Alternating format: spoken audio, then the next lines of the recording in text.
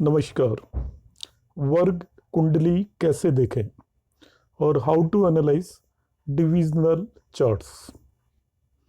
हम जब भी किसी भी नेटिव के चार्ट में जब नेटिव कोई क्वेश्चन करता है तो उस क्वेश्चन से रिलेटेड भाव को हमेशा देखते हैं।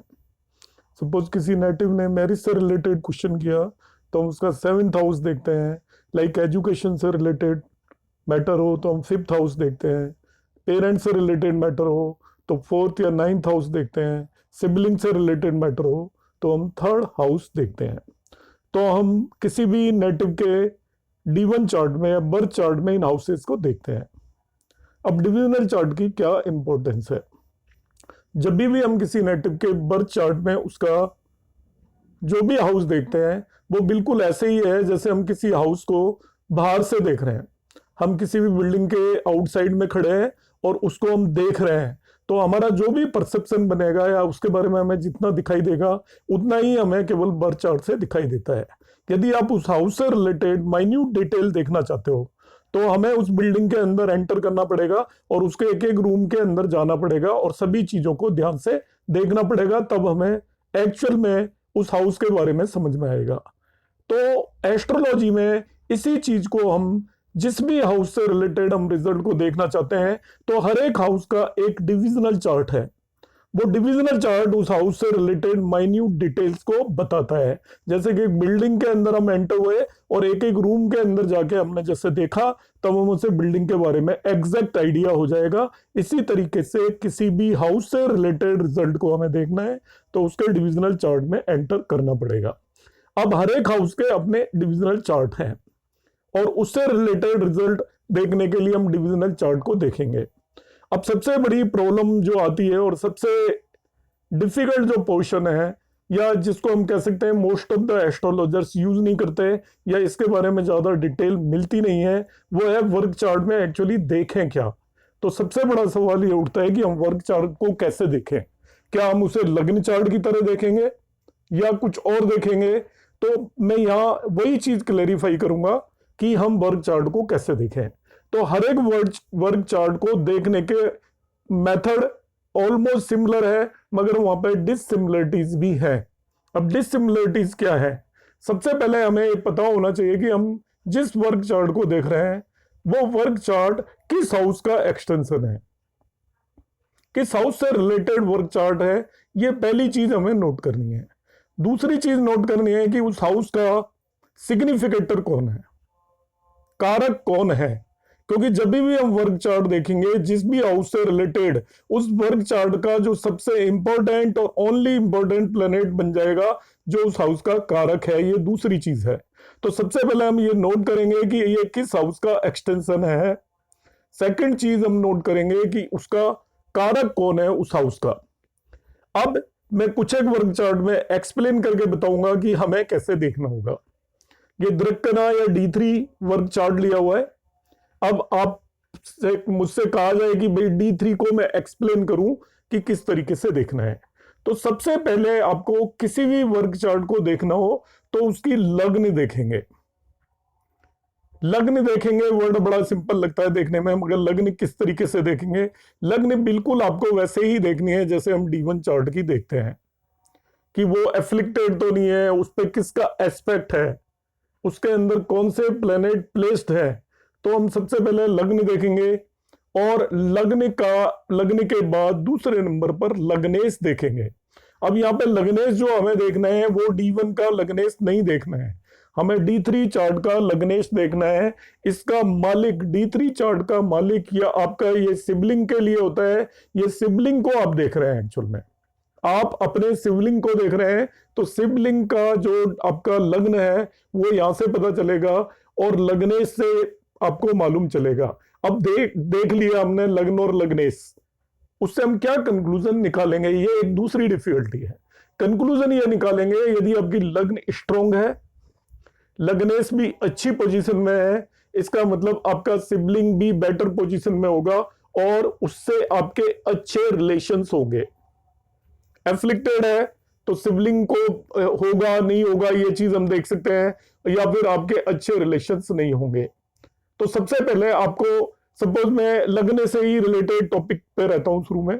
सपोज आपको D7 या सप्तमांशा चार्ट देखना है, तब हम इसमें लग्न देखेंगे इसकी, ये आपके बच्चे की लग्न है, और लग्नेश देखेंगे कि लग्नेश की कैसी पोजीशन है। लग्नेश स्ट्रोंग है, लग्न भी स्ट्रोंग है, तो आप कहेंगे कि आपके प्रोजेनी या संतान होने के काफी ज्यादा चांसेस हैं, अच्छी संतान होगी, बगैर डिफिकल्टी के संतान होगी। एक चीज आपको समझ में आती है, लग्न और लग्नेश स्ट्रोंग होने से वो जिस भी हाउस से रिलेटेड आप फल देखना चाह रहे हैं कि उस हाउस से रिलेटेड फल मिलने के काफी चांसेस हैं। ये एक एस्पेक्ट है इसका। आप D10 चार्ट देखेंगे, यदि हमने प्रोफेशन देखना है तो इसकी लग्न देखी हमने, तो अब लग्न यदि एफ्लिक्टेड नहीं है, लग्नेश भी एफ्लिक्टेड नहीं है, तो हम कह सकते हैं कि हाँ, आप जॉब करने में इंटरेस्टेड है, आपकी काम करने की इच्छा है, इतना पता चलेगा। सप्तांशा की लग्न स्ट्रोंग है, हाँ पॉसिबिलिटी है कि वहां पे आपको संतान होगी। इसी तरीके से D3 की लग्न स्ट्रोंग है, तो आप समझोगे सिबलिंग होने की पॉसिबिलिटी है, अच्छे आपके उनसे रिलेशन रहेंगे। तो सबसे पहले हम किसी भी डिविजनल चार्ट में विदाउट फेल उसकी लग्न और लग्नेश देखेंगे, वो स्ट्रोंग है या नहीं। अब दूसरा जो पोर्शन है वो अलग अलग डिविजनल चार्ट के हिसाब से बदल जाएगा। यदि मैं D3 चार्ट देखूंगा तो अब D3 चार्ट का थर्ड हाउस देखूंगा, because this is the extension of third house. Third house देखूंगा, हाउस देखने का वही तरीका होगा हर एक का कि आप उस हाउस की पोजीशन देखोगे, एफ्लिक्टेड तो नहीं है, उसका लॉर्ड ढूंढोगे, वो देखोगे कैसा है, वो एफ्लिक्टेड तो नहीं है। सिमिलरली यदि आपको संतान से रिलेटेड देखना है तो संतान का हमें पता है कि आपका D7 chart it is the extension of fifth house, तो हम फिफ्थ हाउस देखेंगे, फिफ्थ हाउस का लॉर्ड देखेंगे।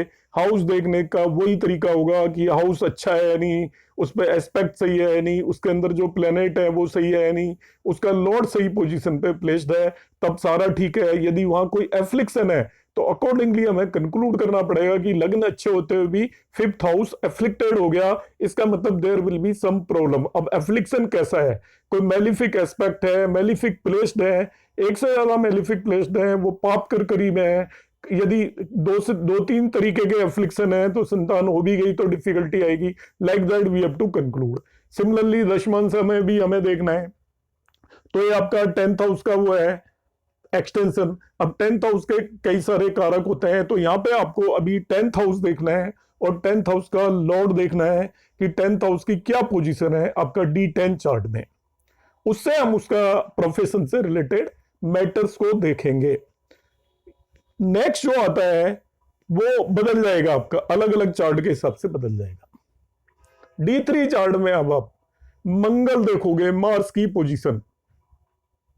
मार्स की क्या पोजीशन है, जैसे ये चार्ट है आपका, देखिए 6th हाउस में मार्स प्लेस्ड है, D3 चार्ट के 6th हाउस में मार्स प्लेस्ड है, तो हम उसके हिसाब से जज करेंगे कि D3 में मार्स की क्या पोजीशन है, क्या वो एफ्लिक्टेड है, क्या वो बेनिफिक प्लेनेट से रिलेटेड है किसी तरीके से, वो देखेंगे।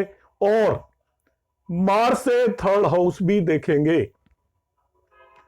तो आपको यदि D3 चार्ट देखना है तो हम क्या देखेंगे, लग्न, लग्नेश, third lord, Mars and third from the Mars, ये सारी चीजें देखनी है।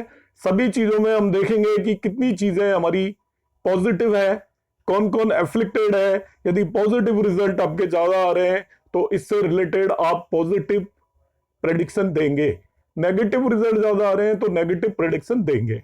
इसी तरीके से यदि मुझे D7 चार्ट देखना है तो D7 चार्ट में मैं क्या क्या देखूंगा, D7 की लग्न देखूंगा, D7 का लग्नेश देखूंगा, दूसरा फिफ्थ हाउस देखूंगा, फिफ्थ लॉर्ड देखूंगा D7 का। D1 से मैं कोई लिंक नहीं कर रहा हूं इसका भी, D7 का ही फिफ्थ लॉर्ड भी देखूंगा। इसके बाद जुपिटर देखूंगा, क्योंकि संतान का कारक बहुत इंपॉर्टेंट है, ध्यान रखना डिविजनल चार्ट में। और जुपिटर से फिफ्थ हाउस भी देखूंगा। तो इतनी चीजें मैं देखूंगा और उनको परसेंटेज वाइज डिवाइड करूंगा। यदि 3-4 चीजें आपकी बेटर पोजीशन में है, 1-2 एफ्लिक्टेड है, तो हम प्रेडिक्शन पॉजिटिव देंगे। मगर मोस्ट ऑफ द थिंग्स यदि एफ्लिक्टेड है और पॉजिटिव कम है तो हम नेगेटिव प्रेडिक्शन देंगे। इसी तरीके से D10 चार्ट में हम क्या देखेंगे, तो D10 चार्ट में मैंने बताया D10 की लग्न, उसका लग्नेश, 10th हाउस। अब यहां पर मल्टीपल कारक है, D10 के मल्टीपल कारक हैं। तो D10 में हम थोड़ा सा दिमाग लगाएंगे कि वो उसके D1 चार्ट से हम देखेंगे कि इसका कौन मेन कारक बनता है, कि किस चीज से रिलेटेड इसने काम करना है। तो यदि मल्टीपल कारक में शनि यदि आपका उसका मेन प्लेनेट बन रहा है जो उसको प्रोफेशन दिला सकता है, तो यहाँ पे हम सैटर्न देखेंगे और उससे भी 10th हाउस देखेंगे। नॉर्मली हम सन की पोजीशन भी देखते हैं D10 के केस में, और सन से 10th हाउस भी देखते हैं। इस तरीके से हम D10 चार्ट देखेंगे। सिमिलरली यहाँ पे मैंने D12 या द्वादश मानसा चार्ट भी ले रखा है, और ये पेरेंट्स के लिए होता है, मदर एंड फादर। तो यहाँ पे आपका एक्सटेंशन होता है 4th एंड 9th हाउस का। यदि मदर से रिलेटेड मैटर देखने हैं तो ये 4th हाउस का एक्सटेंशन है।